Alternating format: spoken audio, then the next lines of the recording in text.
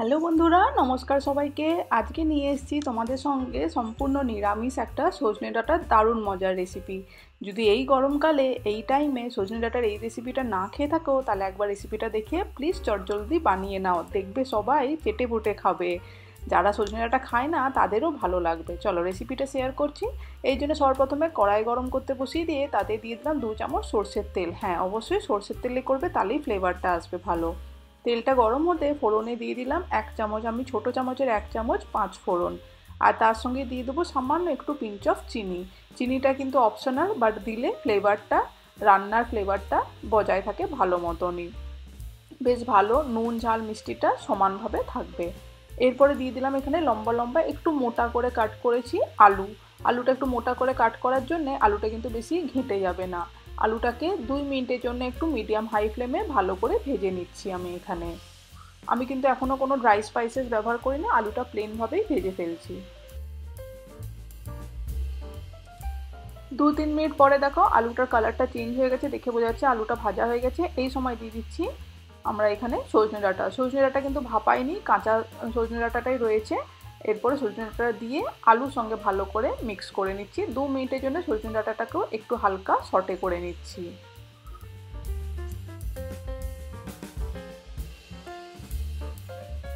ঝালের জন্য দিয়ে দিচ্ছি আমি এখানে 2টো কাঁচা লঙ্কা ভেঙে। তোমরা ঝালটা যদি একটু বেশি খেতে পছন্দ করো, তাহলে কাঁচা লঙ্কাটা বেটেও দিতে পারো ফোড়নে দেওয়ার সময়। এরপরে দিয়ে দিচ্ছি একটা টমেটো, জাস্ট হাতে একটুখানি প্রেস করে ক্রাশ করে দিয়েছি, টমেটোটা পিউরে বানাইনি। টমেটোর সঙ্গে সঙ্গেই দিয়ে দেবো সামান্য একটু পরিমাণে নুনটা কিন্তু নিজেদের টেস্ট অনুযায়ী দিয়ে দেবে। আমি এখানে ছোটো চামচের 1 চামচ নুন দিলাম, যাতে টমেটোটা তাড়াতাড়ি গলে যায়। টমেটো আর নুন দিয়ে ভালো করে নেড়ে চেড়ে আবারও 2 মিনিটের জন্য একটু কষিয়ে নিচ্ছি, টমেটোর কাঁচা ভাবটা যাতে চলে যায়।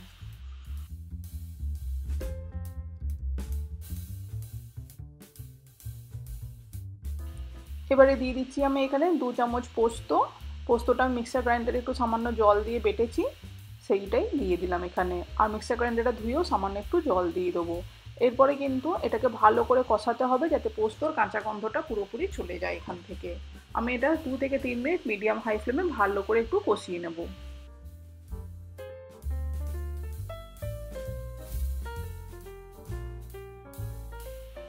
একটু কালারের জন্য আমি এখানে Kashmir red chili powder 1/4 spoon দিলাম। তোমরা ঝাল খেতে পছন্দ করলে লাল লঙ্কার গুঁড়ো ব্যবহার করতে পারো এই সময়তেই, বা পোস্ত বাটার সঙ্গে একটু লঙ্কা বাটাও দিয়ে দিতে পারো। আমি এটাকে আর বেশি ঝাল করব না, অলরেডি কাঁচা লঙ্কা দেওয়া আছে। এরপরে ভালো করে নেড়ে চেড়ে মিক্স করে আবার একটুখানি কষিয়ে নিচ্ছি, যতক্ষণ না পুরো মশলাটা কষা হয়ে যায় ভালোভাবে।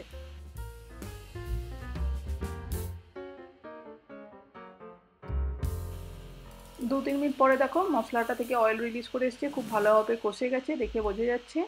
এই সময় আমি দিয়ে দেবো পরিমাণ মতন উষ্ণ গরম জল। উষ্ণ গরম জলই ব্যবহার করার চেষ্টা করবে রান্নায়, তাহলে রান্নাটার কুকিং প্রসেসটা বন্ধ হয় না, টেস্টটা তাহলে বা ফ্লেভারটা ভালো মতন বজায় থাকে।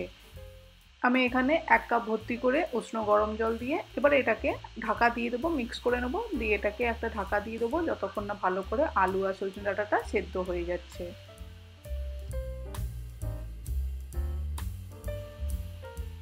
10 মিনিটের জন্য আমি ঢাকা দিয়ে দিয়েছিলাম, একটু মাঝে নেড়ে চেড়ে চেক করে নিতে হবে যাতে নিচে ধরে না যায়।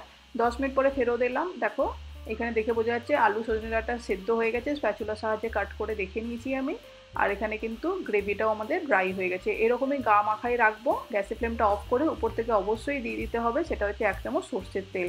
কাঁচা সর্ষের তেল দিলে এই ফ্লেভারটা কিন্তু দারুণ লাগে। গরম গরম ভাতের সঙ্গে এরকম একটা নিরামিষ সজনে ডাঁটা আলু দিয়ে একবার এই রেসিপিটা ট্রাই করে দেখো, দেখবে বাড়িতে সবাই চেটেপুটে খাবে। এরকমই গা মাখাই হবে, বেশি ঝোল রাখার দরকার নেই। তোমরা যদি ঝোল খেতে পছন্দ করো রাখতে পারো, বাট এটা এরকমই খেতে ভালো লাগে বেশি। তাহলে বন্ধুরা, শর্টকাটে দারুণ মজার একটা রেসিপি শেয়ার করলাম, কমপ্লিটলি নিরামিষ। আশা করি তোমাদের ভালো লেগে থাকবে। যদি ভালো লাগে চ্যানেলটাকে সাবস্ক্রাইব করে দিও। আমি ফেরত আসবো নতুন রেসিপি নিয়ে। সবাই ভালো থেকো, সুস্থ থেকো। Thank you.